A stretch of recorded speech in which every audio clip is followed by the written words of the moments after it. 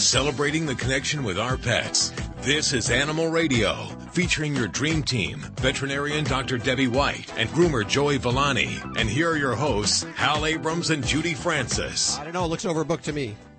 It's a really big show. It is a big show. It is overloaded. Toll free 1-866-405-8405 to reach out to the dream team, Dr. Debbie or Joey Villani. On the show today, Jackson Galaxy, the guy who always puts cat in front of every word. He does. Catification. Yeah, absolutely. He has a brand new book out, and I understand. Absolutely. Cats, of course. Catio. Okay, ladies. He'll be joining us in just a few minutes right here on Animal Radio. Also, from the Guinness World Book of Records, we're going to have a representative talking about some amazing animal records that have been set, including the longest tongue on a dog. I've seen pictures of this dog. It's quite amazing. Here, I'll hold up pictures so you can see that. That's one long tongue, huh? Yes. I had a patient who had a really long tongue, and it was actually, a few things grossed me out, but this tongue did gross me out. It was just too much. Yeah, tongues do gross you out. You mentioned that before. This is not the first time. I don't know why. That's weird because you like weird smells, you like all kinds of weird stuff, and tongues. I mean, it's a tongue. It's like it's when it's got a life of its own and it's not attached to the being. That's where it's like, it's kind of almost like a serpent coming up and it's like, trying to get you. Also on the show today, we're going to bless the animals. We love doing this every year. Reverend James Capers will be blessing the animals here. So grab your animals, bring them around the radio so they're all ready when it's time to bless them. Lori, what are you working on over there in the newsroom? Well, California has a new first in the country statewide law ever that dramatically will impact the pets that are available to you in your state.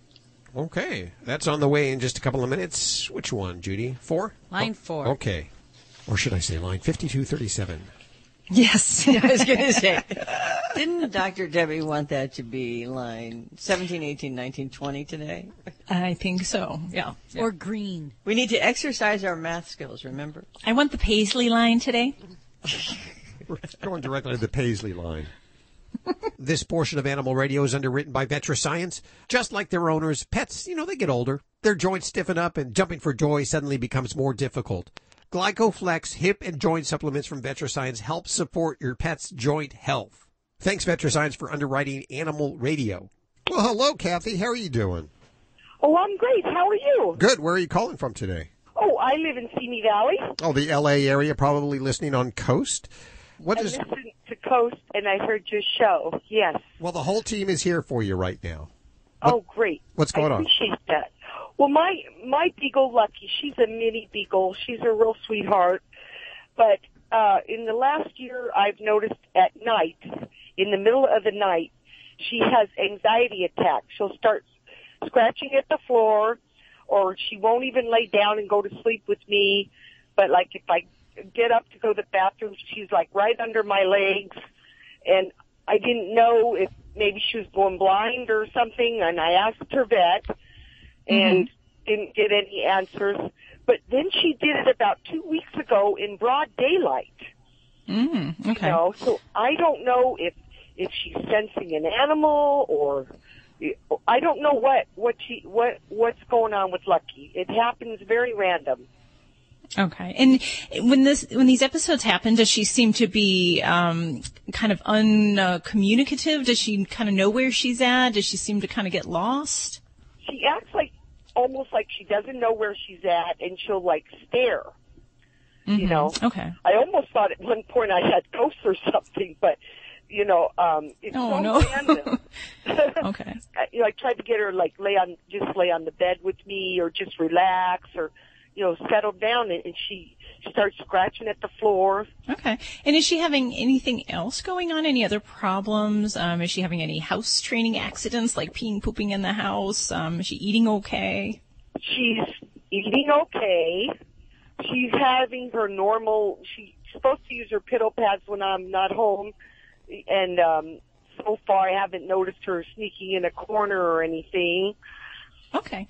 Well, there's a whole syndrome of nighttime anxiety disorders, and it isn't all kind of a easy diagnosis because there's a lot of different problems that can cause nighttime anxiety and odd behaviors in elderly dogs.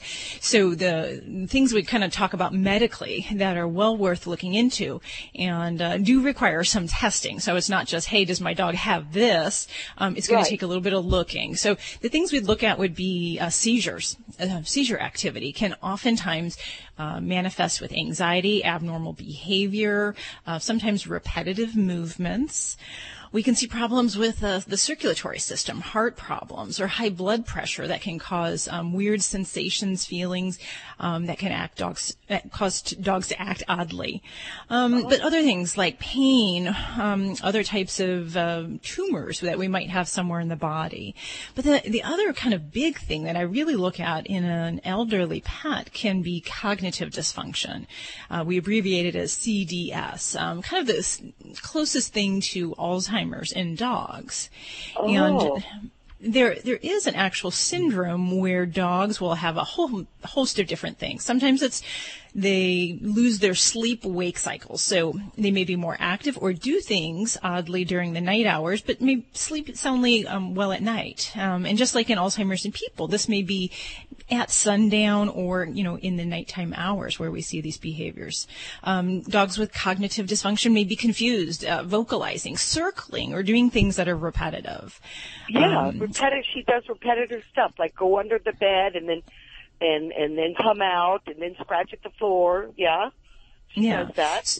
Okay. So that diagnosis, we really have to kind of check for those other things. So this would definitely be something where for a senior pet having these symptoms, I'd say to you, thank you for bringing this up because it may be cognitive dysfunction, but it may be something else. So we do need to check your pet out and do some baseline tests. If it isn't, and we find out everything else is okay and we're fitting into this older dog cognitive problem, we recognize it's really common in pets really over 11 years of age. And there are some things we can try. So we can try things like medications. There's a medicine called selegiline, which is given once a day in the morning to help minimize the symptoms related to cognitive decline in dogs and cats as well. And then there's also things like therapeutic diets. Science Diet has a food called BD, which helps to improve the cognitive performance that we see in dogs after they're fed this for about a month, for about 2 weeks to 2 months. And it actually can improve their responsiveness, their interactions, kind of their daily things. But other things that we may look at, a lot of times I'll supplement things like SAM-E, or we may try things like melatonin to help with just some nighttime sleeping.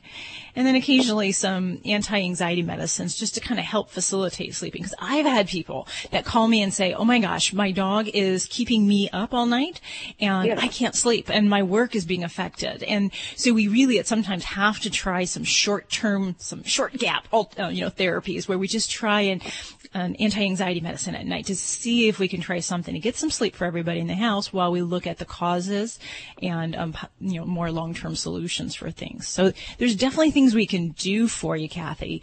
But I do think you just kind of have to, be an advocate for your pet and say, hey, we really got to do something. Something's not right with my dog's behavior here. Okay, so I'll call the vet and then tell her what you said and then do some testing and see if there's some medication that'll calm her down at night is what you're saying. Okay. Yeah. A whole host of things. And there's a lot of great natural remedies out there as well that we can throw into the mix of things. So there's a lot we can try. But let us know how things go and if we can get some improvement for your night and hers. Oh, yeah. I so much appreciate it. I really appreciate your help. Thank you so much, Dr. Deb. I really appreciate it. So My at least pleasure. I have something I can discuss with the vet and at least have some direction. Thank you. Absolutely. Thank you very much. Thank you for your call, Kathy. We appreciate it. Keep us posted. Let us know how it goes. The number is toll-free 1-866-405-8405 to reach out to Dr. Debbie or to Joey Villani. Oh, and don't forget you can also ask your question from the free Animal Radio app for iPhone, Android, and BlackBerry. This portion of Animal Radio is underwritten by VetriScience. Give your pets the extra support they need. From Glycoflex joint support to Composure for pet stress, VetraScience has the supplement for all of your pet's needs. Thanks, VetraScience, for underwriting Animal Radio. Hi, it's Alan Cable. You know, dogs are dogs and people are people. I work with two folks this week. Each of them had the same problem. Their dog basically tries to rip their shoulder off at the end of a leash. And the guy I was working with, he let the dog off the leash. What do you think the dog did? Started jumping on him, grabbing the leash with his teeth. Pretty disrespectful behavior, wouldn't you say? You might not, but if that dog were part of a dog pack and did that to the alpha, he'd get a smackdown. Not with words or conversation like people do, but with swift action, a swift correction. A lot of people refuse to accept that their dog's a dog. They pretend the dogs are human. They think he understands everything they're saying and that he likes everything that humans like. Here's an example. Who doesn't love a hug? I'll tell you who. Most dogs. A hug is threatening to most dogs. They'll put up with it from their human pack members, but when a stranger does it, it signals domination and an invasion of space. It makes a dog feel threatened. We communicate with words, but if you really want to understand your dog, or any dog, you have to watch their body language, their eyes, and what they do when you and other people are around. They learn by observing us. For instance, let's say you had a rug in your kitchen, and the only time you gave your dog a treat is when he was on this rug. You'll notice the dog connects the dots. He figures out that when he's in that place, he gets a treat. So every time you walk in the room, you'll notice your dog moves to that spot. He even stays in that spot when you're not in the room. This is a cool way to train your dog to do lots of stuff. You're rewarding him for something he's already doing that you like. Then take it a step further. If he's not on the rug, point at it. If he doesn't move, you, while pointing at the rug, start moving towards it. You can use the word treat repeatedly too. If he's still not moving, get a treat and hold it in your hand while still pointing at the rug and moving towards it. Trust me, your dog's going to get the message, and pretty soon you'll be able to point to get him to go wherever you want him to. People will be fascinated how your dog will do what you want him to without ever saying a word. The greatest thing you can do for your dog is to be a strong pack leader and give him structure. He'll be calm and happy for it. This is Animal Radio, baby. Those big, scary storms can be terrifying for your pet, and we know that when they're stressed, so are you. Take good care of your buddy with VetraScience Composure. VetraScience Composure helps ease anxiety for pets caused by storms, travel, and owner separation. It won't sedate them, and your pets will love the taste. Also, try our Glycoflex for hip and joint health, as well as multivitamins and probiotics. Find VetraScience supplements at your local pet store, Petco, or your vet. Learn more at vetrascience.com. Hey, this is Sean Hayes on Animal Radio. Remember to spay and neuter your pets. You're listening to Animal Radio. Call the Dream Team now at 1-866-405-8405. The studio animals have gone wild. They are. They get along so good. The cats and the dogs are playing. It's so cute. Are you going to dress them up for Halloween? Yeah, actually, I am both. My cat loves wearing a cape, and my dog... Your cat loves wearing a cape. That's my cat not loves something it. you hear a lot. I know, but he likes it. And then I dress up my dog every year. What's the dog going to be this year? You don't know yet. Well, I still have a couple days. I actually, I was thinking about going ahead and just doing the red Kool-Aid and making her... Because she's white with black spots, making it red with black spots. Oh, so she is a ladybug. She is a ladybug, oh, yes. That's ingenious. And the Kool-Aid's okay to do? Kool-Aid is safe, yes. It is safe. And yes, right, Dr. Debbie? It is, but it'll attract Nikki to want to lick her a lot. She'll be like, oh, she tastes like a cherry popsicle.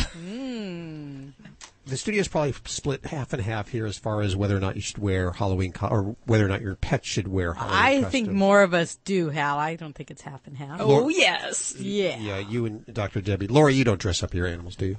No, I don't. I deal with that every day with, making dog stuff for shelter dogs. So I let my own dog, I make my own dogs actually model the things that we donate for shelter dogs. So I see how much they don't like it. Ah, yeah. Oh, see, I don't believe that. I think my dogs love it. And if they don't love it, I make it so that they do dig it. There's got to be some kind of treat, some kind of fun. They get attention. They love it because I make it fun. But I would try that with Lucy, but trying to get a picture of her It was crazy. She would yawn. She would, make her head go in circles. She would look away from, anything that and her tongue would go up to her eyeballs practically. And I can send you pictures of that. She just hated it. Sunday's not so bad, though. We have a lot of great pictures, photos over at our Facebook page. We're doing a contest, a pet costume contest. One that I saw over there, I don't know if you saw this, Judy, was the martini glass. Oh, I love yes, that. With Was the so good. cone of shame. The cone of shame. And I don't know if the dog needed to wear the cone of shame. It's a great picture. If you haven't seen these photos, head on over to our Facebook page. And if you are dressing up your dog or hamster or flamingo for Halloween, go ahead and send us some pictures or upload them to our Facebook page and be eligible for this great prize package that we have in the corner of the studio here. Lori, what are you working on over there in the newsroom, speaking of Halloween?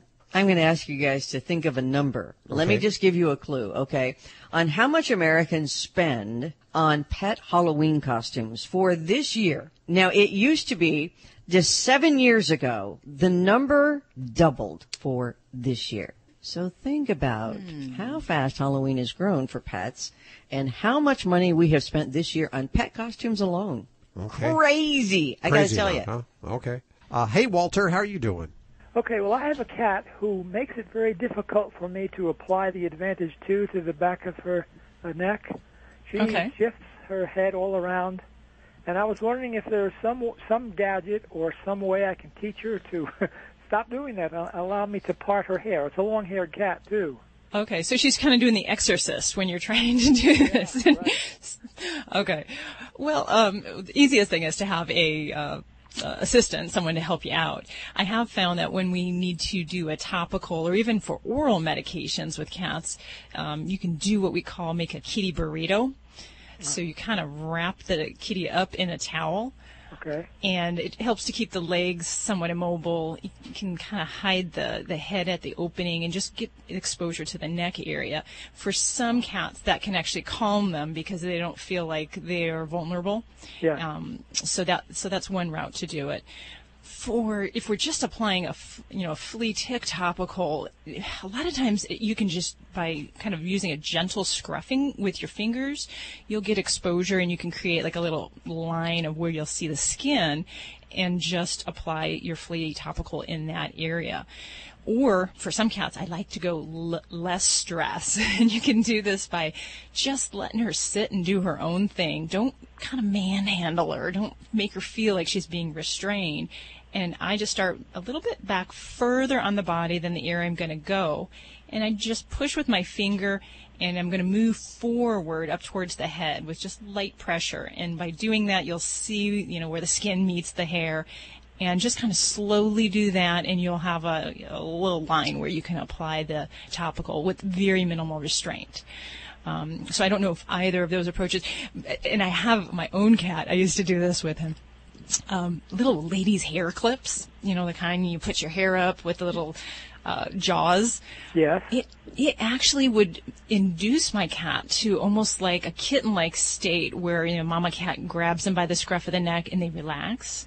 Oh. So for him, that was actually something that I could do things to him by just putting this very gently, nothing barbaric here, but very gently on the scruff of his neck, and he would relax and just not move. Huh. What does a hair grabber look like? When ladies take their hair and instead of putting in a ponytail, they have a big clip in the back of their head. Yeah. Those are the kind of things that we're looking at. So aren't they called alligator clips? And no. Well, they aren't. Alligator clips are roach clips. Okay. Well, these are real tiny ones. Some are even like less than an inch long. They're about an inch long that you can find. Real tiny little hair clips. Okay. Yeah. Mine are a little bigger. I have long hair, but and usually an older one. So for the ones that I have that are about ready to be thrown away, those would be the best. You don't want one that's going to be too tight or too firm that it's going to really grab the fur. Okay. Well, I appreciate your help. Thank you. Hey, all right, good luck with that. Thanks, okay. Walter. If you have any more questions, you can call back. Walter is listening on WSCW out of Charleston, West Virginia. Thanks, guys, for listening over there. This portion of Animal Radio is brought to you by Brilliant Pad, the world's first self-cleaning dog potty. It automatically replaces a soiled pad with a fresh one so your home stays clean and odor-free. With Brilliant Pad, you never have to see, touch, or smell the yuck again. Learn more at BrilliantPad.com. And thanks, Brilliant Pad, for underwriting Animal Radio. Hi friends, this is Dr. Marty Becker, America's veterinarian. After a traumatic experience at the veterinary office, have you ever thought to yourself, there has to be a better way? When your veterinarian is fear-free certified, you'll find your pet's vet visit is safer, more comfortable, and actually enjoyable. Your dog will go from shaking in the lobby to pulling you into the exam room with a wagging tail, and your cat will be purring inside the carrier. To find a certified fear-free veterinarian near you, go to fearfreepets.com. You're listening to Animal Radio. Find us at animalradio.com. Log on, learn more. This is an Animal Radio News Update. I'm Lori Brooks. California Governor Jerry Brown has signed the Pet Rescue and Adoption Act into law. It's official, making California the first to have such a law that is statewide. Now, 33 cities and counties in the state already have local bans on the retail sale of puppy mill dogs and cats in local pet stores. But now, starting January 1st of 2019, dogs, cats, and rabbits even will arrive at pet stores there already vaccinated and spayed or neutered, and it will also become a criminal offense in California then for pet stores to sell any pet unless they have come from a shelter or a rescue. And pet stores who violate the law can be fined $500 for each animal that is sold that is not a rescue animal. Now, as one animal advocacy group described it, the law will spare tens of thousands of animals who are killed every year in shelters because of a lack of space and available homes. It is also pretty much a big devastating blow to puppy mills and some backyard breeders that have been breeding purebred animals for profit, a lot of them without much concern for the health and future well-being of the animals that they sold. And by the way, the biggest opposition to that new California law, first of its kind, came from the American Kennel Club, or the AKC, and the California Retailers Association. In theory, it seems like a good law, but I think what will happen is there will be an underground movement to sell these animals from puppy mills, and then puppy mills may create rescues and shelters where they can move the puppies from the puppy mills into the shelters so that they're legally following the law and a loophole for the law. I don't know if this will work, but it's good in theory. I think we're already seeing a loophole. It's called Craigslist. And you don't have to be a pet store to sell an animal online. And I think this is where we're going to see a lot more of that, too. Yep. Mm-hmm. Now, Americans plan to spend, any guesses on Halloween costumes for their pets this year? Go ahead, take a guess, each of you. Lots of money. $100,000. No, that's too low. $1 million. $2 million. Collectively across the whole country? $2 million. Yeah. $440 million. Oh, come on. What? On really. Pet costumes? On Halloween costumes for their pets this year. Holy moly. Now, yeah, that is according to the National Retail Federation. And it's really more of a dog thing than a cat thing to dress up for Halloween. But both dogs and cats, you will see them dressed up, whether they like it or not, of course. Cats are obviously known to not like wearing anything, and they usually immediately sprint away in an awkward and sideways kind of run, trying to get that costume off. Looking back, it was just about 7 years ago that American consumers spent $220 million on pet costumes. So the figure doubled in 7 years. But if you look back, I mean, really, Halloween has just exploded in every direction. Now they say more than 28 million pet owners say that they plan on dressing up their pets. The most popular costumes this year: pumpkins, hot dogs, lions, pirates, and bumblebees. And by the way, if you're still in search of a pet costume, PetSmart has some on clearance already. But, you know, that they do everything early. They started selling them back in August. So now, what about those who have pets and children, 2- and 4-legged kids, who also decorate their house and hand out candy for Halloween? Those people will be spending on average $86.13 total for the holiday this year, a record $9.1 billion. Wow. Can you imagine that? Will be the grand total in Halloween spending for 2017 or 2017. And finally, for those, and I have friends who call it this time of year the Falladays instead of, holidays, Halloween. So, those of you who love the Falladays, 71% plan to hand out candy. Half will decorate their home or their front yard. Nearly half, 48%, will be wearing costumes. 46% will be carving a pumpkin. 35% will throw or go to a party. 31% will take their kids trick-or-treating. It's kind of funny that is so low on the list. 23% will visit a haunted house, and only 16% will be dressing their pets in costume. Pretty amazing. That's a lot. That's a lot of pissed off pets. Mostly cats. I don't think dogs hate it too much, but boy, we'll have to ask Jackson Galaxy about that. I'm Lori Brooks. Get more breaking animal news anytime you need it. We've got it at animalradio.com. This has been an Animal Radio News Update. Get more at animalradio.com. You're listening to Animal Radio. Call the Dream Team now at 1-866-405-8405. It gives me great honor to present to you the dog father, Joey Villani, on Animal Radio. How are you doing? I'm doing great. How are you? Good. Where are you today? No, let me guess. Go ahead. Mozambique. No, not Mozambique. Nope. No. Okay. Just throwing it out there. I'm actually on my stomping grounds in New Jersey today, where it's getting cold back here. Can't wait to come back out west. Oh, good. Do you have a tip for us today? This is one which relates to an article that was published, I'm going to say about a month ago, about a pet groomer that was very abusive to a pet, according to the article, but nothing's been proven yet. The pet died in the groomer's care. The groomer was turned in by one of her employees, was incarcerated, and bail was put up. But, of course, when something like this goes out there, it rains havoc all over the industry where every pet groomer in the world is bad. And I want to discuss what you need to look for when you bring your pet to a pet groomer. Remember one thing, you're bringing it into a profession which I don't say proudly is not policed and regulated, okay? So that being said, anyone could become a pet groomer, even you could, Hal, and you could open up and take someone's pet and not have any formal training. But if you're just going there with your pet, ask a couple of questions. Have you been to school? And most groomers haven't, and I wouldn't, shy away from them because they haven't, because some of the most experienced pet groomers I know never went to school.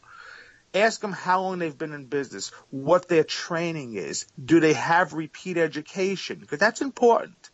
Ask to see the back of the salon. Go in and look. Does it look clean? Does it smell clean? How do the groomers look? Do they look professional, or are they standing there in jeans and T-shirts grooming? It's that whole thing. If you wouldn't have your hair done there, don't leave your pet. Don't leave your pet. If you have an inkling that something is not right, don't leave your pet there. Ask all the questions you need to feel comfortable, and if the groomer does not want to answer them, go to somebody else. They can't wear jeans, huh? Well, I'm going to tell you why. I was really, really a stickler on uniforms because hair sticks to it. Now, do I want to see somebody with hair all over themselves that is going to ask me for their pet and look like a trained professional? They need to look like a trained professional because if they are, at least you know that they are investing in their careers. Now, I'm not saying a groomer that wears T-shirts and jeans isn't good and isn't a professional, but you want to know something? It's not telling me anything really good about them, okay, with my first impression. They should look like a professional. A veterinarian looks like a veterinarian. A pet groomer should look like a pet groomer. A construction worker should look like a construction worker. You see where I'm going with it? Yeah. How do you dress when you go in? I'll be honest with you. I have grooming pants on, and I have a grooming smock that looks like a black shirt. So when you see me, you think that I'm going out for Friday night. What about when we come home from the groomers? What are some of the signs that maybe it wasn't a great place to go? The biggest sign is this. If you didn't have drastic change in the haircut, now what I mean by drastic changes, if a dog is in bad shape and they had to be cut down real short, dogs are going to respond sometimes in a negative manner. They're going to go in the house and they're going to hide and they're not going to want to see you and they're going to feel shy. Okay, that a lot of times is because of the drastic change. They know there's a change, they don't know what it is. But if your pet just has a routine haircut and comes home and is acting weird and is acting shy, and when you go to pick the pet up and before you get your hands on the floor, it's whimpering because they're afraid that you're going to hurt them, that is the telltale sign maybe something good did not happen in the salon. Now, it might be absolutely nothing, but it couldn't hurt to call up your pet groomer. And you know what? A pet groomer shouldn't get defensive about it. They should explain to you, say, no, we had no problems here. But sometimes, people will get defensive on them. As soon as you get defensive, that's when my antenna would go up because there's no reason for it. Do you ever have anybody come in and say, hey, listen, we'd like you just to meet our pet? I know I do this with veterinarians before I take them to a veterinarian. I'll bring them in for a little visit, see how the veterinarian takes care of them and talks to them and treats them. Absolutely. And it's important. In my class, we talk about greeting the client first, okay, when they come in. But before we greet the client, we greet their pet. Okay, we want you to know that we care about your pet more than anything else. That's first and foremost when you come into my care. Okay. Joey Villani, the dog father, here on Animal Radio. If you'd like to talk to him, toll free, 1-866-405-8405 right now. This healthy serving of Animal Radio is brought to you by the grain-free Red Barn Naturals, canned food for dogs and cats. It's always made in the USA with natural, functional ingredients to support your pet's optimal health. Learn more over at redbarninc.com. And thank you, Red Barn, for underwriting Animal Radio. This is Animal Radio, baby. People say less is more. At Red Barn, we think less is better. It's what you won't find that sets our natural premium pet food apart. No byproducts, no corn or soy, no fillers. Just the natural ingredients your pets need to live the healthy life they deserve. Look at the label. We want you to. Red Barn Naturals Pet Food. Simply the best. Find it in your local pet specialty store. Try our chicken rolled food as a meal or shredded as a topper. You're listening to Animal Radio. Find us at animalradio.com. Log on, learn more. This is Animal Radio. This portion of Animal Radio is underwritten by Brilliant Pad, the world's first self-cleaning dog potty. It automatically replaces the soil pad with a fresh, clean one so your home stays odor-free. You never have to touch, see, or smell yucky pads again. You can learn more over at BrilliantPad.com, and thank you, Brilliant Pad, for underwriting Animal Radio. Grab your animals, bring them around the radio. We are going to bless your animals. Or better said, Dr. Reverend Capers will bless them. Doctor, welcome back to the show. How are you doing? It's wonderful to be on satellite radio worldwide with you guys. And I absolutely am just honored to be able to bless all of the animals on your broadcast who listen to you faithfully every day and every week. Well, now, before we do that, how are the animals? Well, we lost Hope Angel a year ago, unfortunately, but it was his time to go, and it's all right. But we got a little bird, a Spanish parrot, and her name is Janius. And believe it or not, Janius is the reincarnation of my godbrother, Michael Moultrie, who passed away. Wow. Now, how do you know that? Because he told me. Okay. He said he was the Okay. That makes sense. Yes, he did. You know what? I speak parakeet. You do speak parakeet? Yes, I do speak parakeet. I did not know that.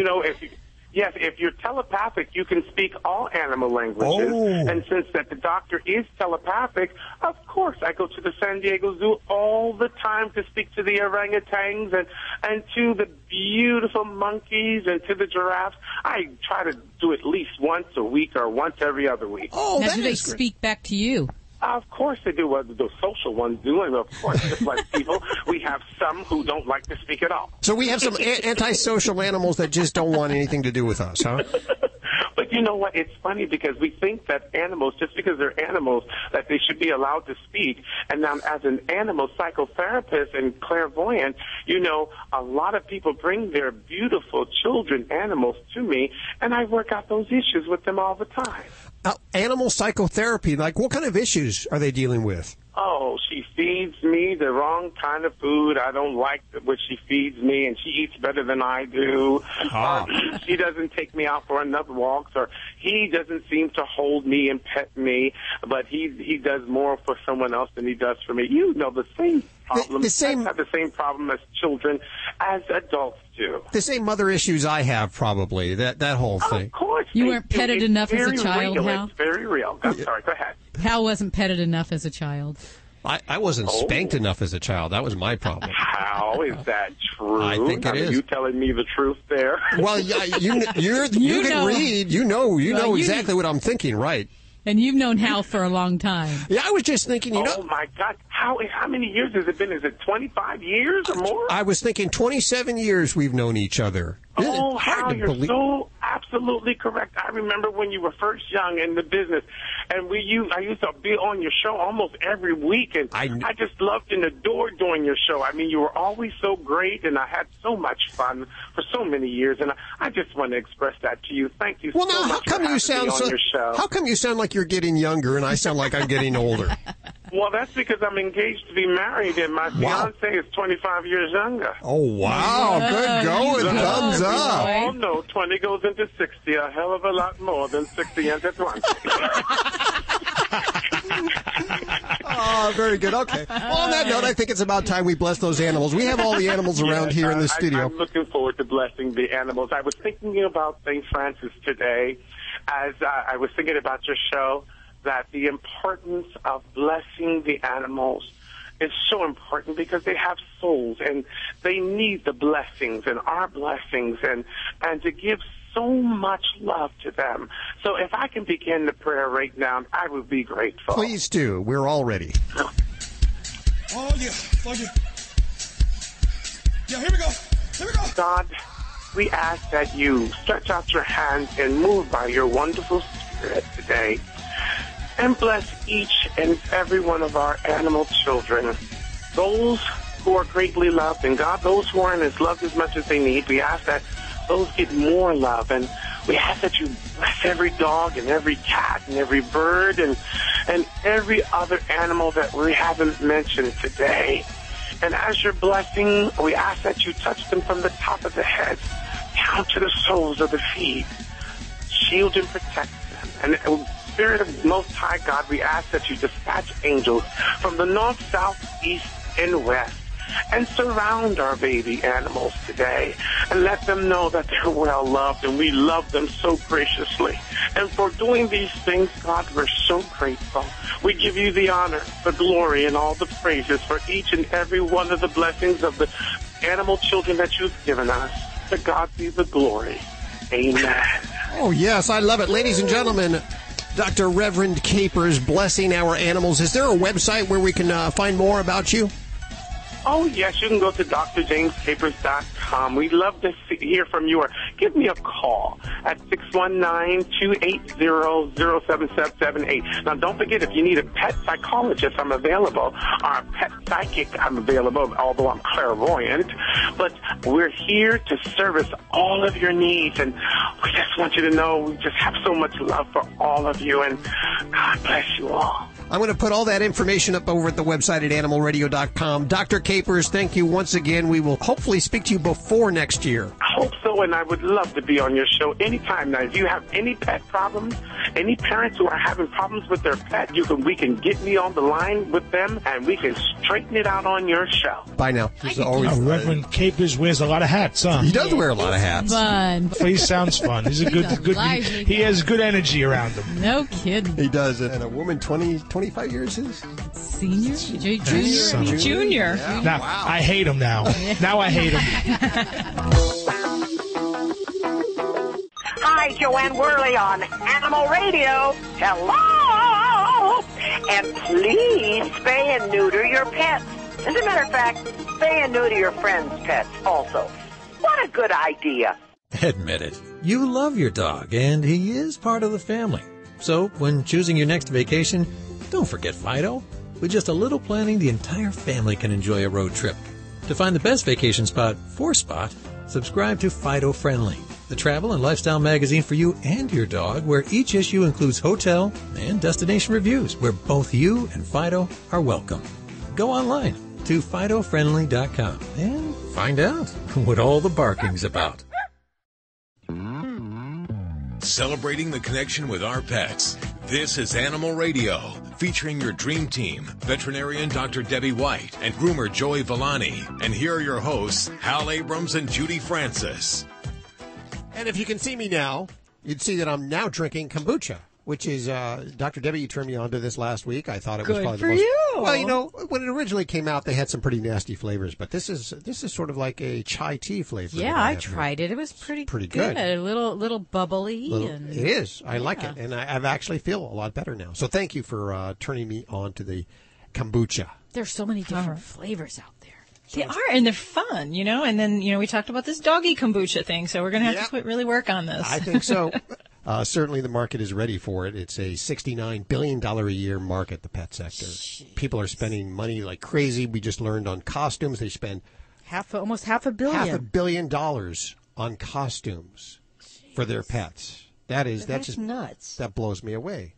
It isn't nuts. Wait, Lori, don't call me crazy. No, I'm just saying is like we were talking when we were off the air a bit ago, and I said, that's doubling an industry doubling itself in only 10 years or 7 years. 7 years. Yeah, that's pretty incredible. 7 years. They went from 220 million to 440. That's a great stock tip, friends. It sure is. And you know what? People love their animals, and I love dressing mine up. And I think I've told you guys that I have this whole closet filled with my pet costumes. I've told you that before. Yes. So they're all stored away nicely in the original plastic bags with the IDs. And so if I want this year, Nikki can be a pumpkin because I already have one in my repertoire, or she can be a little genie because I have that one too. And then I also have the skeleton. She's also been a doctor. She's a boss has been a veterinarian. I've got them all. So that is hysterical. If you want to see some great costumes, check out our Facebook page where we're having a costume contest for pets right now. And still, you have plenty of time to get your pet uploaded, or the picture of your pet. Don't upload your pet. That would hurt. But upload the pictures of your pet to our Facebook page for a big prize package. We have one for cats and one for dogs. And let's see. Coming up this hour, Jackson Galaxy will be joining us. You know, I've always wondered what it's like at his house. You know what I mean? I mean, we hear all the cats are perfect and relaxed, and everybody gets along. Do you think he has cats? He may not even have. He may be so sick and tired of cats. Daddy's got to have cats. Yeah. We'll find out this hour right here on Animal Radio. Lori, what are you working on over there in the newsroom? Well, for everybody who is an animal lover and looking for love, we'll tell you 2 more ways that is being expanded online. Let's go to the phones, toll free, 1-866-405-8405. This portion of Animal Radio is underwritten by VetraScience. Give your pets the extra support they need. From Glycoflex joint support to Composure for pet stress, VetraScience has the supplements for all of your pet's needs. Thanks, VetraScience, for underwriting Animal Radio. And we go to Moika. Is it Moika? Am I pronouncing your name right? You're pronouncing it correctly. How are you doing today? Oh, well, been better. You've been better. I'm sorry to hear that. Well, no, it's just the bad one. That's what I call her. Have gotten worse again. Oh, no. I don't know what I did. Oh, well, tell us the story. What's going on? I was a failed foster, and I knew when I got her that she was a little snappy and nervous, but she was okay as a foster. Of course, they were separate from my other dog, who was 7 years older and blind, and at the time, that's the only problem she had. So, failed foster, I decided to keep her, and she started growling when she was on the couch with me, when she was on the bed with me, and then I heard, oh, nope, put her down, don't let her up there without your permission. So I did that, and they were okay for, I'd say, a good year or two. Okay. Recently, I'm working longer. My son, who used to take them out during the day, he's working, so he's not able to do it. The blind dog has now got tons of other problems, so in the morning, I'm waking up, I'm giving her 3 medications, orally, 3 medications, in her eye, and then the same thing at night, too. So I guess she's getting more attention or something. I don't know. But now the failed foster is just, she's growling, she's lunging every time she walks near her. So if the older dog walks near the foster dog, that's when she is attacking? Or vice versa? Yeah.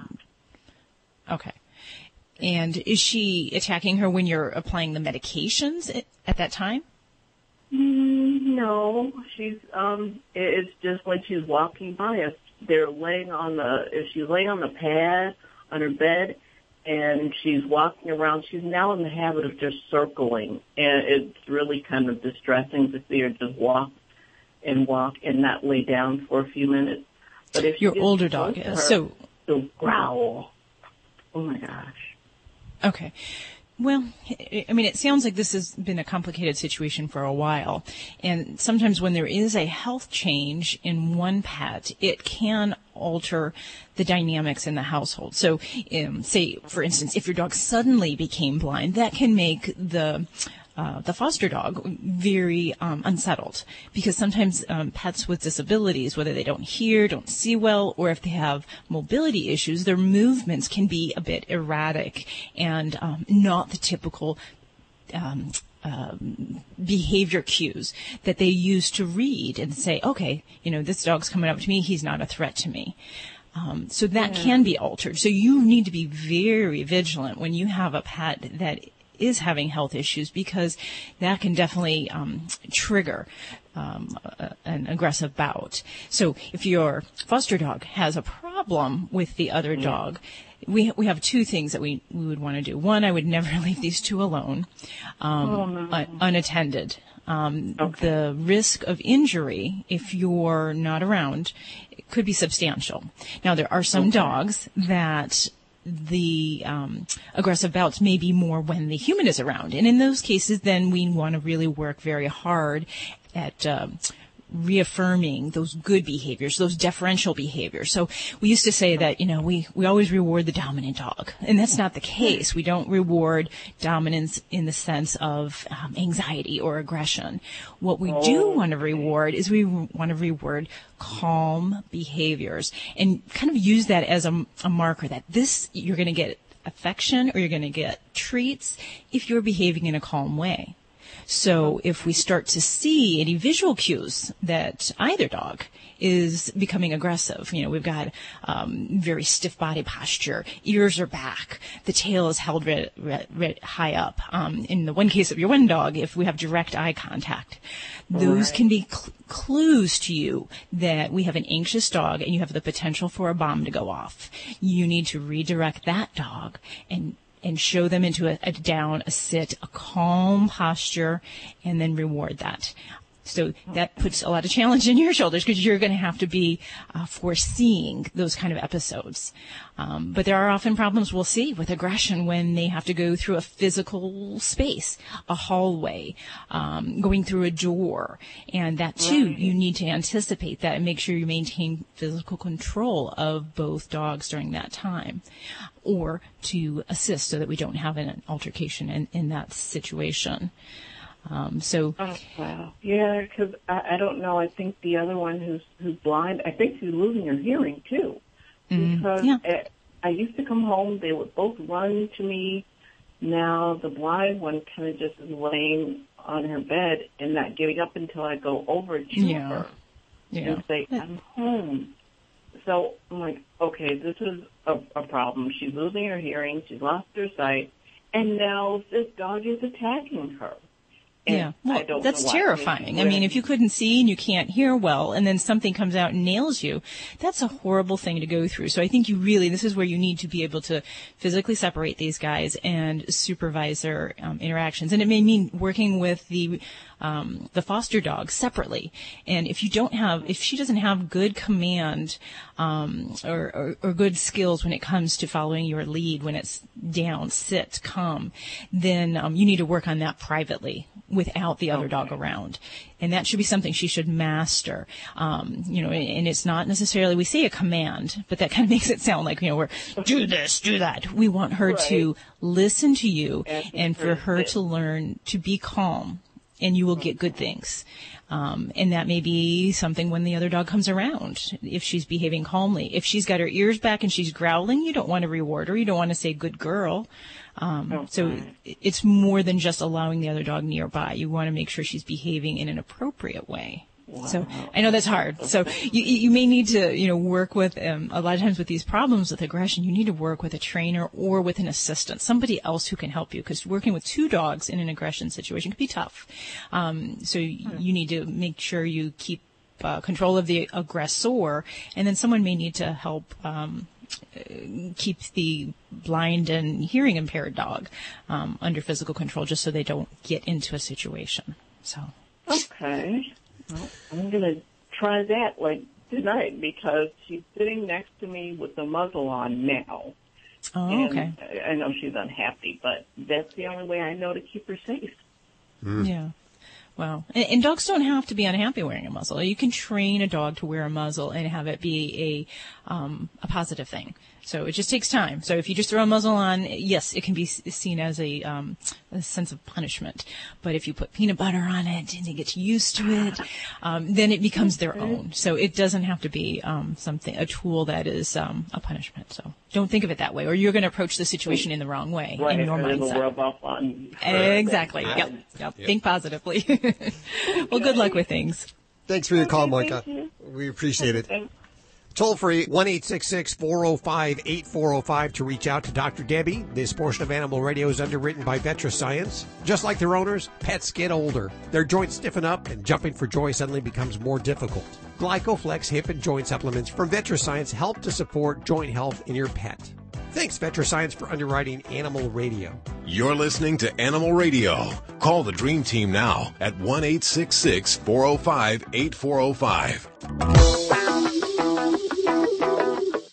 This is Greg Biffle on Animal Radio, and remember to spay and neuter your pets.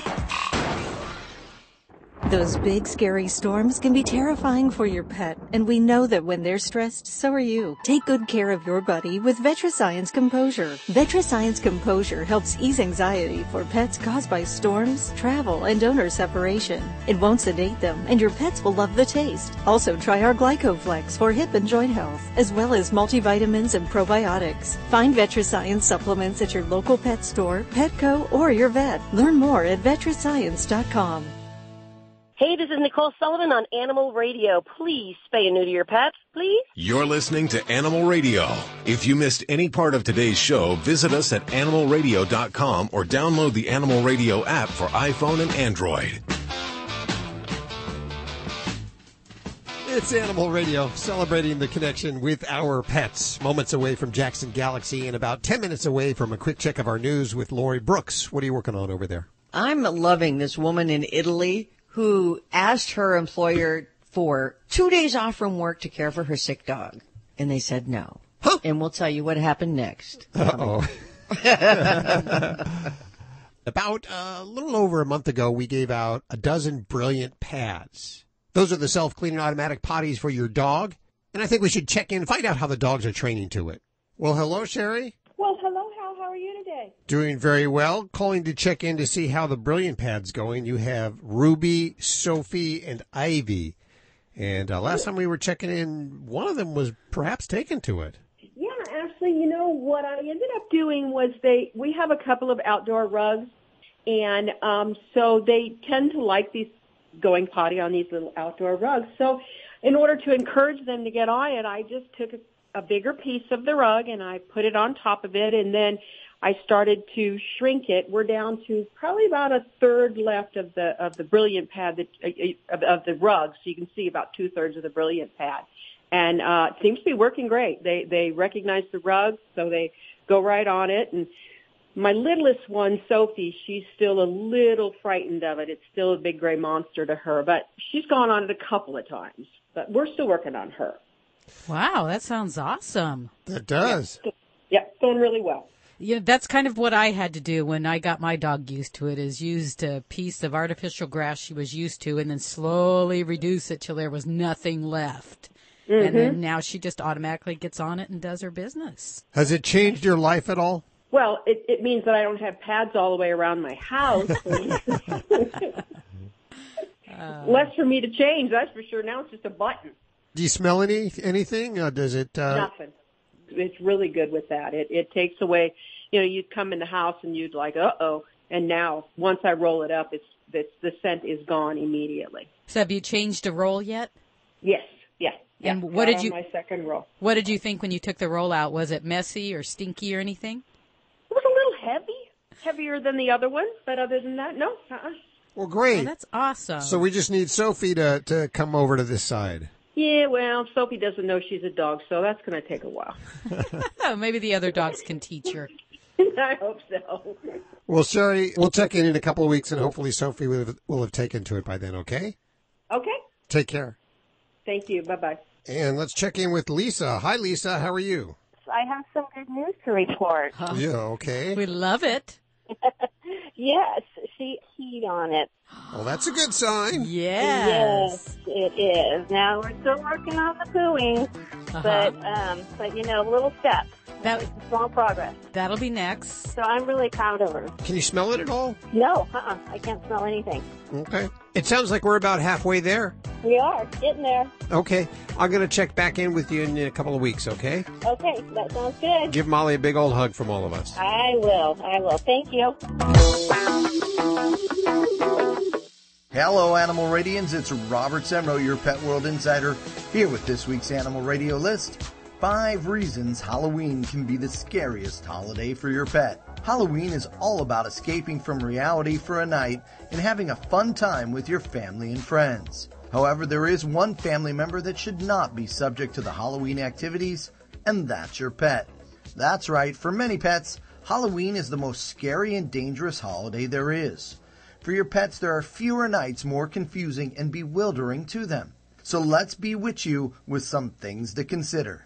Let's start with the costumes, people, and pet costumes. On Halloween, people get dressed up in a variety of costumes, from fantasy to sci-fi to horror-inspired and more. This alone is confusing for our pets who aren't sure what the heck happened to their favorite neighbor who now resembles a zombie and is acting like one too. Then there are the pet costumes, and let's admit it, the costumes for pets have gotten much better, much more comfortable, and much cuter than ever before. However, that still doesn't change the fact that most pets don't wear clothing on a regular basis. So if your pet is not enjoying being dressed up like your favorite movie character, let them be au naturel for the Halloween festivities. Next up is the constant pounding on the door and the ringing of the doorbell. Your pets are convinced that the whole world is coming to take over your house. For some pets, it's their mission to protect their home and their beloved family from strangers, especially these wild and crazy looking ones that keep showing up with bags in hand and demanding treats. Every pet knows that you can't just demand a treat, you have to earn it, and knocking on a door is not a trick to them.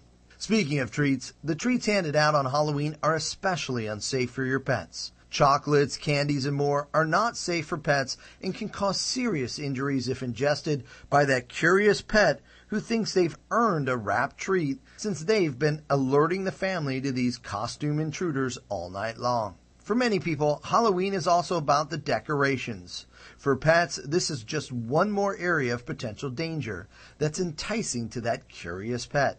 From candles to ingestible objects and more, decorations need to be pet safe if you're going to have them in an area that's within reach of them. Finally, Halloween is an overwhelming holiday for pets. The costumes, the constant intruders, the confusing sights and sounds, it can make a pet stress out and even lash out. We don't need a DoorDash or worse yet, a show of force from your mild-mannered pet who is triggered by that scary clown costume. Keep your pet safe this Halloween. It might be all fun and games to you, but give your pet the night off. Share your pet Halloween thoughts on our Animal Radio Facebook page. You're listening to Animal Radio. Find us at animalradio.com. Log on, learn more. Hi, this is Justin Tyler Ferguson from Modern Family. I'm on Animal Radio. Adopt a pet. We can't tell you why canine caviar is the only alkaline-based dog food, but we can tell you alkaline is proven to minimize the risk of renal failure and pancreatitis, reduce scratching, cellular degeneration, and disease, keeping your furry friend youthful and healthy longer. And those are the reasons we can fit into this short commercial. But by visiting caninecaviar.com, you'll see exactly what we do to make a better food for your dog. Try the one and only alkaline dog food risk-free. Canine Caviar. This is an Animal Radio News Update. I'm Lori Brooks. An Italian college professor has won the right to sick pay from her employer after she took some time off work to care for her dog. Now, let me tell you what happened. She only asked for 2 days leave. Now, mind you, this is in Italy, but she had to ask for the leave because her dog needed some round-the-clock medical supervision for a few days before it could have surgery. So her employer, an Italian university, refused the request, and she appealed. So luckily, she did get some really good legal advice and was advised to let the employer know that Italy's penal code prohibits the abandonment of pets and that keeping an animal in conditions that might cause it to suffer is a crime in Italy, punishable with jail time or a hefty fine. So, hearing that, yes, the university reconsidered the case, and they ruled in the woman's favor, granting her the leave that she wanted, which is traditionally granted only for workers who are dealing with serious personal or human family problems. By the way, all of this ended happily. The dog mom got to stay home, and the dog has survived the surgery and is doing well. Maybe you're in the market for some new pet furniture. I can always use new pet furniture. There's so many new crafty things out there these days. And now IKEA has launched their very first collection of furniture designed especially for pets. Oh, my God. It's called, I can't put a Swedish accent on it. It's called Lurvig, Lurvig, which is Swedish for shaggy. And it's a pretty well-rounded collection from what I've seen, with just about everything that a pet lover needs and wants, except, of course, good instructions for assembly. But seriously, the Lurvig line includes pet beds, scratching posts. They've got bags, feeding bowls, and all kinds of toys. And they say that all are designed by animal-loving designers with insight, thanks to veterinarians. Yeah, and if you can't put it together, that's okay. The cat will like the box. The box that came in, yeah. Good point. Touche. Well, last week, we told you about a new cat video novel that will soon be out in which you can date a cat. Yeah, we got a lot of calls on that, by the way. Yeah, I'm not surprised. But today, nothing quite so alarming, but still on the same front lines here. There is a new dating site online that is just for dog lovers. It's called hotdiggity.com. Their slogan is where dog lovers find love. But actually, according to the founder of Hot Diggity, it's really a social dating website for dog lovers. So being a social dating site, that would mean it's more of a place where dog lovers and their dogs, of course, could meet, whether it be for a date or for arranging a doggy play date or just to find a group of dog-loving friends. So it could be a platonic thing. Huh. And on this same subject, go ahead. No, that's okay. It was just a on the same subject. October Films, which is an independent production company. They're based in London and New York. They are said to be in the early stages of putting a pilot together for a new show called Puppy Playdate. So there's a little dog love going on there, too. And, in fact, I hear they put out a casting call on social media recently looking for a single dog owner, or as many as they could find, in London. But the show will feature, they say, all breeds, personalities, and backgrounds, no discrimination. We'll keep you posted on that. Sounds fun. Mm-hmm. I'm Lori Brooks. Get more breaking animal news anytime at animalradio.com. This has been an Animal Radio News Update. Get more at animalradio.com. You're listening to Animal Radio. If you missed any part of today's show, visit us at animalradio.com or download the Animal Radio app for iPhone and Android. It's Animal Radio, celebrating the connection with our pets. Toll free, 1-866-405-8405 to reach out to the Dream Team. And we'll go back to the phones in just a couple of seconds. But first, we have Jackson Galaxy joining us. How are you doing, Jackson? I'm glorious. How are you doing? Splendid. You have a new book out. This is great. It's like Total Cat Mojo is what it's called, right? It's more than like. Yes, it is Total Cat Mojo, and I'm really, really stoked about it. I really am. It is everything I think I know in one place, you know. So it's been a long time coming, and I'm actually really proud of it. So I'm I'm excited. I'm excited for people to get a hold of it, you know? Well, you're going to have to explain something to me. Inside the book, you have ideas for creating your own Mojo map. What is Cat Mojo? It's funny because we have a whole chapter also there called KS Mojo. And that was when I was lecturing in where was I? Oh, in Argentina. And I'm going on and on about Cat Mojo and everything, and I'm running around the stage and sweating, and suddenly there was like crickets in the audience, and I realized that nobody had any idea what I was. And so the translator says, "KS Mojo." Yeah, I got a clue that Mojo, you know, and it derives from this old, I guess, slang, and it was in a lot of songs in the 40s and blues songs. And when you talk about getting your mojo working, you got your mojo on. Mojo is a sense of like inner confidence, inner, you know, that strut that you have. That, and it's not, you're not trying to prove anything to anybody. It's all coming from this interior place of, you know, knowing who you are and where you belong. It's the utmost confidence. And I always, in the book, I detail when Mojo came to me, it was the concept of John Travolta at the beginning of Saturday Night Fever, just strutting down the street in Brooklyn. And you see that look as it, you know, the camera pans up, and there he is holding a slice of pizza, looking at the girls as he walks down the street. That's Mojo, because, you know, he owned Brooklyn. It's comfortable in your own skin, or in this case, it's comfortable in your own fur. In your own fur, yes, it is. And that is all connected to what I call the raw cat. That, you know, our cats have this very direct line from the cat sitting on your lap to, you know, the cat in the Fertile Crescent tens of thousands of years ago. They are very much the same animal. We haven't messed with them very much, you know. So their desire, their primary objective when they wake up every day is to do exactly what that cat did.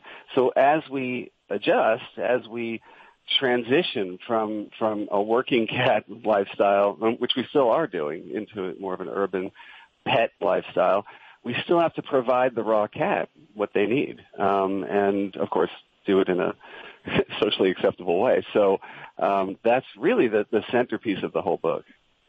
Do you have cats? Did you just ask me if I have cats? Yes.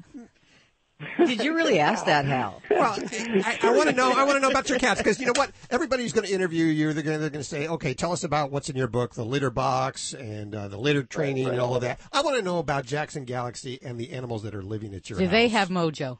You know what? Some have varying degrees. I have a lot of, not a lot. Well, yes, I do. I have a lot of cats, but and you know, several of them are either feral, you know, or sort of quasi, or so in terms of their mojo, when they're outside, you know, we have our big catio here, and when they're outside in the catio, they have, you know, uber mojo. In the house, you know, around feet and arms and legs and whatever, less so, but we're working on that. And but yeah, everyone has varying degrees of mojo, but that's the concept. You know, that's the thing, is that in my house as well as everybody else's, we have to define what I call the mojito cat, that absolute center, you know, by who they are in the first place and not who we want them to be, you know. I mean, not every cat is going to greet you at the door and offer you a mojito and lead you into the house and give you a tour. You know, some of them may sit, like, you know, a few of mine they'll sit on the mantle, watch you walk in, give you a little bit of a blink, and let you walk by without any sense of fight or flight or anything like that. And to me, that's mojo as well. So you don't have to, but yeah, at the moment, we have 5 sort of base cats, right? Those are the cats who lived here for a long time. We have other cats that are in varying stages of rehab. So I would say right now we have 9 cats, 3 dogs, and a turtle. And a turtle. Wow. What kind of tortoise? Well, our turtle he's a little Chinese box turtle named Sammy. We inherited him when my mom passed, and he's 20-something years old and living the high life. Yeah, he's living a good life here. If you have a multiple cat household, you often have problems. What kind of problems do you deal with at the Galaxy household? Well, you know, I think that it's the same problems that we all deal with living with anybody, you know, especially when there's a lot of people in a house, is that, you know, we have arguments. We get sick of each other's faces. We just have moments. And I think that's really all that happens here, is that, there's too many beings, like, this weekend, 2 out of the 3 of our dogs go to daycare on a regular basis because we're both crazy busy and they're really energetic dogs. And on the weekends, of course, everybody's here. And when you've got 3 dogs, 9 cats, and a turtle, and 2 humans sharing a not-so-big place, stuff happens. But it resolves very quickly. I mean, the good thing is there's no dispute over territory because of the catio, and we've catified our space and, all the basic stuff. So. We are with Jackson Galaxy. When we come back, I'll have more stupid questions. You're listening to Animal Radio. If you missed any part of today's show, visit us at animalradio.com or download the Animal Radio app for iPhone and Android. All dogs should eat a pH-balanced alkaline diet. An alkaline diet reduces health risks and can also reduce scratching, shedding, and hot spots. So does this mean you need to check your dog's pH balance? No, because Canine Caviar has created the first and only alkaline dog food that is pH balanced. It also has the highest metabolized calories. What does this mean? Your dog needs to eat less. Get a healthier dog and save money with Canine Caviar products. Find them at your local pet supply store or online at caninecaviar.com. It's Animal Radio, celebrating the connection with our pets. And we are with Jackson Galaxy. And we just found out that, Jackson has cats. Oh, boy. And a multiple cat household. No peeing problems? Any inappropriate urination? No? No, my dog. Your dog? We have a dog who really, he started from square one, man. We rescued him having never set foot in a house before, and he was like 1.5 years old. Wow. So, and he's a boy.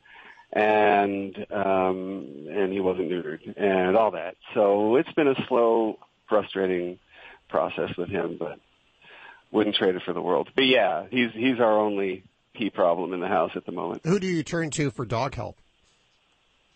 At the moment, I have a new show coming out on November 11th. We have a brand new TV show called Cat vs. Dog. And called what? Dad versus Dog? Cat versus Dog. Okay. Animal Planet. And it's the same basic premise of my show, going to people's houses fixing problems, but this time it's cat problems and dog problems in the same house. And so I have a dog trainer buddy with me named Zoe Sandor, and Zoe, I have corralled Zoe to help me with my little problems in my house, but that's what you get for co-starring with me. You get wrangled.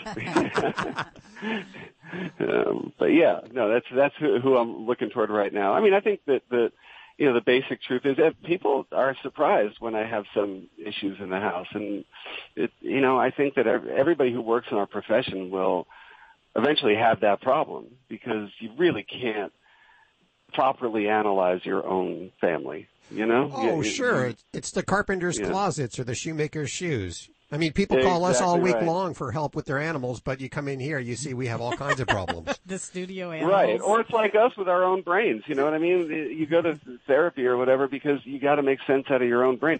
The human brain can't sit there and analyze itself, So it's the same thing. I'm wondering, Jackson, when you have your new show, what a great premise. I love that idea. But isn't it mostly like, dogs don't like cats, or what other kind of dynamics are you looking at? I think that, just like with My Cat from Hell, I think that the beauty of doing shows like this, among other things, is being able to dispel myths. And honestly, the myth of cats hate dogs, dogs hate cats is so silly, and we get to really blow that up. I think one of the funniest parts is that, there's always this running thing between me and Zoe, like, okay, whose fault is it? And let's face facts, it's always the dog's fault, man. It's always the dog's fault, and it's the cats, it's funny because you walk into the house and they're blaming the cats, and most times the cats are not to blame. So that's nice, being the representative of those guys. It's nice that they're most of the times innocent. But we get to really take apart what relationships are, and that also is what besides the whole connection to the raw cat and what Mojo is, the other thing that runs as a thread through the book is the concept of relationship and the idea that you don't have a cat, you are in a relationship with a cat. And same thing goes with any animal in your life. And it's something that I really hammer over and over in the book because it is, I think, one of the most integral shortcomings of humans when it comes to dealing with the animals in their life is the concept that give and take exists. You actually have to compromise, just like any other relationship, if you want it to be successful. And that's, the cool thing about the new show, the new season of Cat, the book itself, is we're really just pouring in on relationship, and I love that. Yeah, I compromise with my cat. She poops on the floor, and I pick it up. That is a compromise. But I think that it's amazing that we just don't think about the fact that the animals are asking for something, and we're just saying no most of the time, or yes, but there's no in the middle. And cats being barely domesticated, if at all, I think you gotta bend a little bit. You gotta bend a little bit. I was wondering if you have any ideas for people who might be dressing up their cats in Halloween costumes soon. Please don't. please don't. I have please don't put costumes on your animals. It's one of those real pet peeves for me, so to speak. I really can't stand it. Let's face facts. I would say 90% of our cats, if they had a vote, would vote no, thank you. I have a cat that actually likes it. You have a 10%er? Yes, I do. Of course, you do. I put a cape on him, and he struts his stuff. He goes to the door and the windows. He thinks he is hot. Why do you think I said 90%? Because I knew one of you guys said, wait a minute. Yeah, but it's true. I mean, look, as long as you can say, yeah, my cat loves it, like you just said, hell, go for it. It's so many of them. That look on their face in those pictures of that sort of shaming look, that kind of I don't want to look like a hot dog, There's that, not a fan. The book is called Total Cat Mojo, The Ultimate Guide to Life with Your Cat, and Jackson Galaxy is our guest and joining us. If you want to pick up on the book right now, I have 10 copies to give away toll-free at 1-866-405-8405. If you're not lucky enough to get on through, head on over to your favorite bookseller and pick it up. It's Jackson Galaxy's Total Cat Mojo. And check out his show starting, what did you say, November 13th? 11. November 11th on Animal Planet. Cat versus dog. We'll put all this information over at animalradio.pet. Jackson, thanks so much for hanging with us today. Anytime, Hal, anytime. Bye. Bye, Jackson. Bye-bye. Have yourself a wonderful, safe Halloween. And if you need your fix during the week, visit us over at animalradio.pet. See you later. Bye-bye. Bye. Happy Halloween. This is Animal Radio Network.